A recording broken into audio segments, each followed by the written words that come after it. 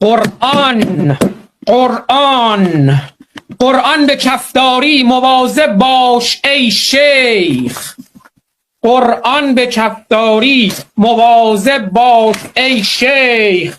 قرآن به کفداری مواظب باش ای شیخ. قرآن به کفداری مواظب باش ای شیخ. قرآن به کفداری مواظب باش ای شیخ. می ترسم از دستی که ساطوری گرفته. قرآن ساطور اسلامه. قرآن به کفداری مواظب باش ای شیخ. می ترسم از دستی که ساطوری گرفته. باغ غزل می نالد از مرثیه گل. باغ غزل می نالد از مرثیه گل. پروانه را با نیش زنبوری گرفته. بسم الله الرحمن الرحيم الحمد لله رب العالمين والصلاة والسلام على رسول الله وبعد. Assalamu alaikum warahmatullahi wabarakatuh.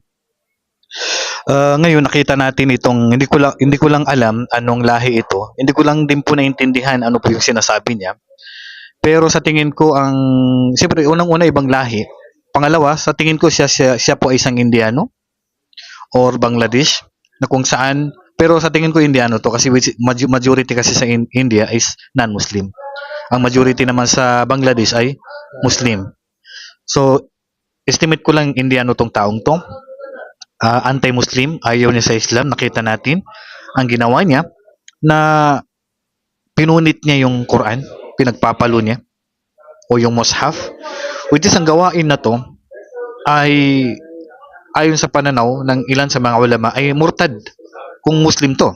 Kung Muslim to, murtad, labas sa Islam. Pero sa tingin natin, hindi ito Muslim eh. Kasi sa ganitong gawain, hindi po gagawin ng isang matinong Muslim na kahit papaano ay alam niya po yung Islam. Pero mawawala ba ang Quran kapag pinunit niya ang buong Quran sa buong mundo? Hindi po. Tunay na ito po ay pinangalagaan po ng Allah subhanahu wa ta'ala. Sabi ng Allah subhanahu wa ta'ala sa Quran, inna nahnu nazzalna dhikra wa inna lahu lahafidhun. Tunay, sabi ng Allah subhanahu wa ta'ala, na ibinaba namin ang Quran at namin itong pinangalagaan namin sa pagkawala, sa pagsaulo, sa pagkasira, sa pagdadagdag, sa pagbabawas, sa sino mang nagnanais na sirain ito o bawasan ito o dagdagan ito. Alam po ng mga nakakasaulo ito ng Quran at mga ulama natin. Hindi ito ganun-ganun na mapupunit at mawawala na lang, hindi. Ito po ay pinangalagaan po ng Allah subhanahu wa ta'ala, nasa ulo na po ng mga kamusliman po. Kaya may mga nakaraan mga pangyayari na sinubukan itong baguhin ng hindi Muslim. Sinubukan niya baguhin ang Biblia. Hindi alam ng mga pari na may nadagdag at may nabawas. Wala silang alam. Ganun din sa kapahayagan ng mga Hudyo, dinagdagan nila, binawasan nila, hindi nila alam. Pero nung ginawa niya ito sa Quran, nalaman ito ng mga Muslim. Alam nila na may dagdag at may bawas. Ganun po ang pangangalaga ng Allah sa Quran at hindi ito hahayaan ng Allah na madagdagan na lang, o masira na lang, o mawala na lang. Kahit ano pang gawin ng tao na yan, walang mangyayari sa Quran. Pero mapapasa kanya ang parusa ng Allah subhanahu wa ta'ala mula sa mundo hanggang sa kabilang buhay. Kung hindi magbabalik loob sa Allah subhanahu wa ta'ala ang taong to. At kung Muslim naman ang gagawa nito, labas talaga ito sa Islam, sa ganitong pag-istihza, pag-insulto, pangungutya sa Quran.